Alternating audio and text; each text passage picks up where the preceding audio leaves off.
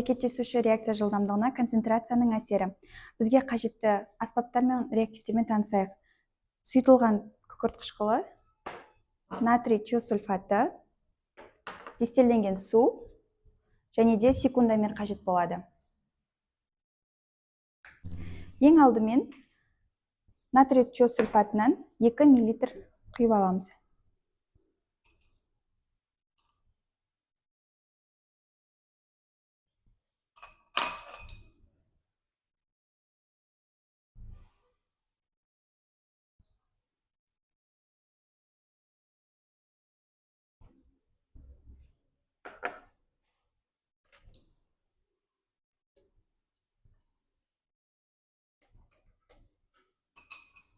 Оның үстіне 4 мл дистелленген су құямыз.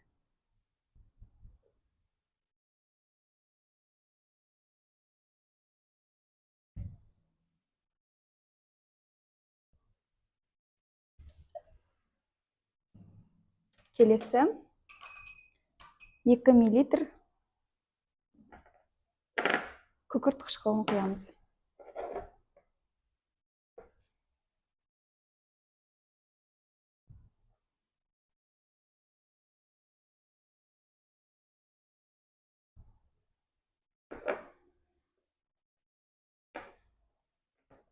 Сынауыққа қышқылды құйған кезде секундомерді қосамыз. Және де сынауықтың қабырғаларында ақ түсті тұнба пайда бола бастаған кезде секундомерді тоқтатамыз.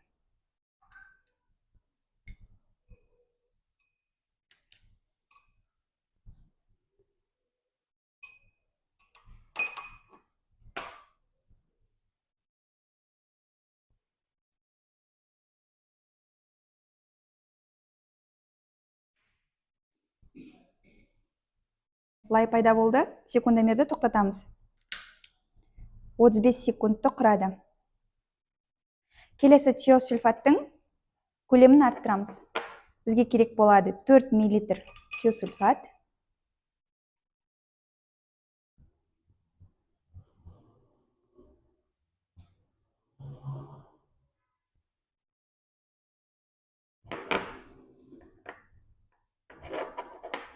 Және де 2 мл дистелленген су.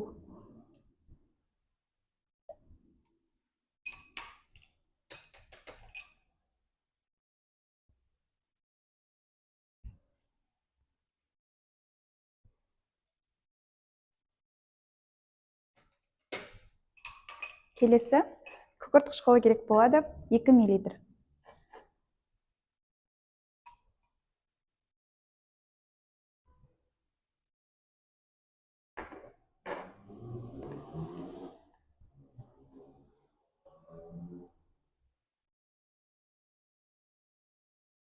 Енді қышқылды құйған кезде секундомерді қосамыз.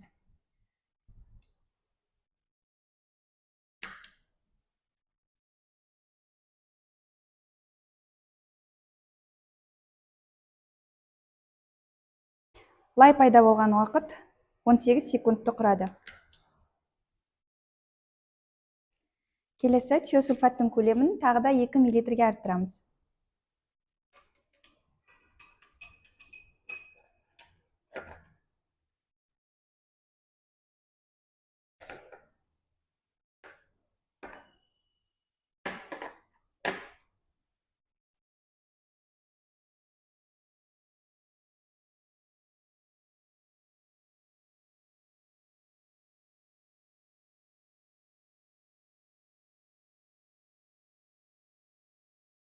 Яғни бізде тиосульфаттың көлемі 6 мл-ді құрады.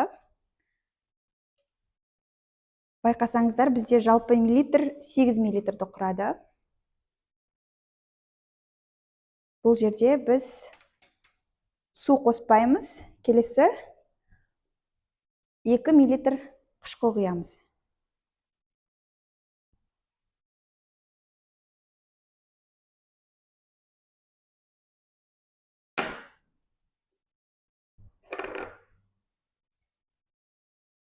Және де қышқылды құйған сәттен бастап секундомерді қосып, лай пайда болған уақытта секундомерді өшіреміз.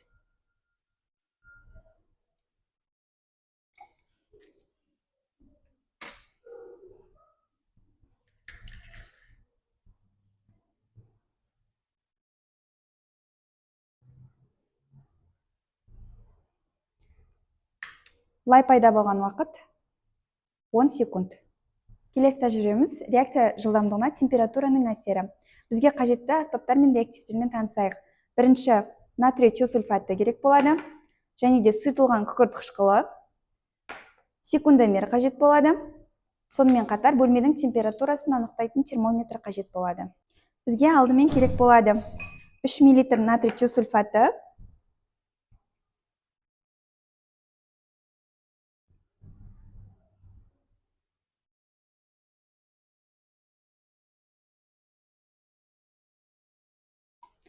және де 3 мл күкірт қышқылы.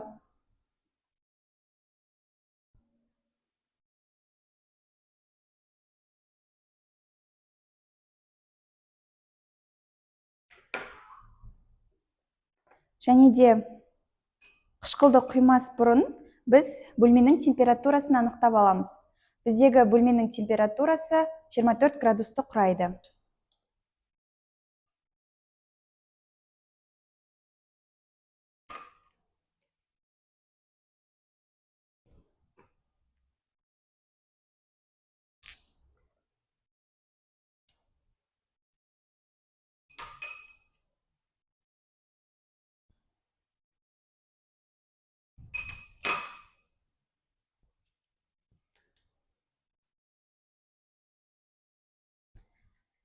Лай пайда бола бастаған кезде секундомерді өшіреміз.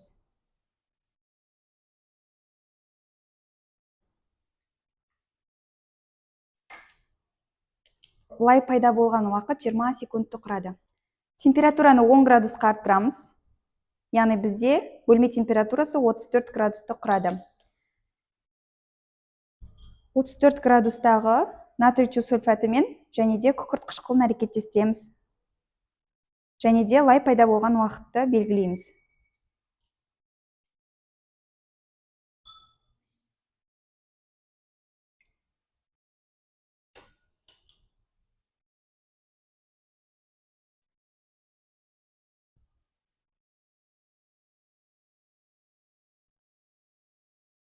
Бізде лай пайда болған уақыт 8 секундты құрады. Келесі біз бөлменің температурасын тағы да 10 градусқа арттырамыз. Яғни бізде бөлме температурасы 44 градусты құрады. Өлшенген натрий тиосульфаты, яғни 3 мл құрайды. Және де алдын ала өлшеніп алынған күкірт қышқылы сұйытылған 3 мл.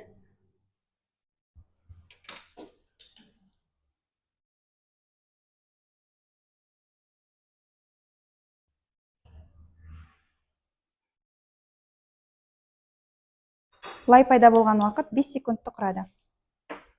Бұл тәжірибе бойынша температураның реакция жылдамдығына әсерін байқадық. Яғни Ван Ков ережесі бойынша температураны әрбір 10 градусқа арттырған кезде реакция жылдамдығы 2-4 есе артады. Реакция бойынша барлық мәліметтерді кестеге жазамыз және де графигін сызамыз. Келесі тәжірибеміз химиялық тепе-теңдіктің ығысуы. Бізге қажетті аспаптар мен реактивтермен танысайық.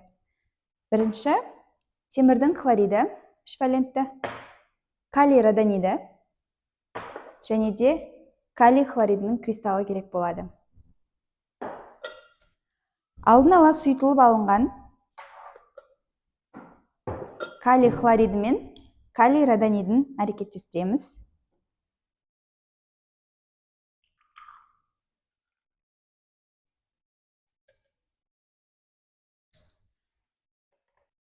Алынған ерітіндімізді 4 сынауыққа бөліп аламыз.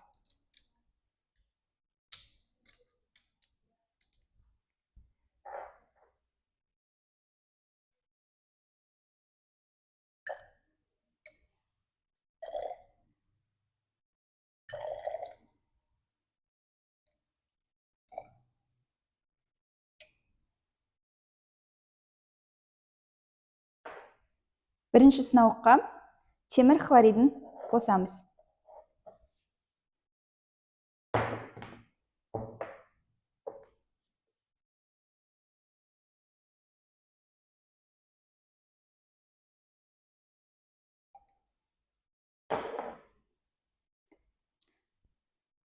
Бізде ерітіндіміз қоюланды. яғни реакция оң бағытқа қарай ығысады.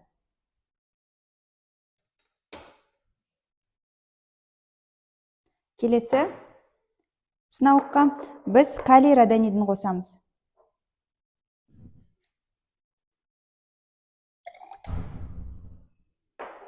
Бізде ерітіндіміз қоюланды, яғни реакция оң бағытқа қарай ығысады.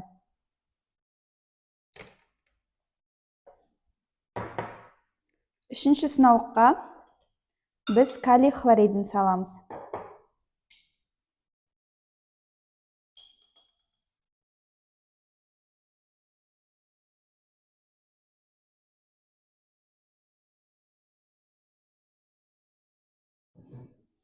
Бізде ерітіндіміз ақшыл түске боялып келе жатыр, яғни реакция сол бағытқа қарай ығысады.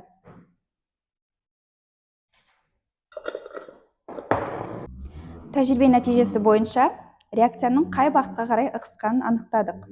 Бірінші сынауықта ерітіндімізге темір хлоридін қостық. Бұл жерде реакция оң бағытқа қарай ығысады, яғни ерітіндіміз қоюланды. Келесі калий родонидін қосқан кезде реакциямыз оң бағытқа қарай ығысады, ерітіндіміз қоюланды. Келесі үшінші сынауықта калий хлоридін қосқан кезде реакциямыз сол бағытқа қарай ығысады, өйткені ашық түске боялды ерітіндіміз. Төртінші сынауықтағы бізге салыстыру үшін қажет болды. Тәжірибеде алынған нәтижелерді жазып, қорытынды жасаймыз.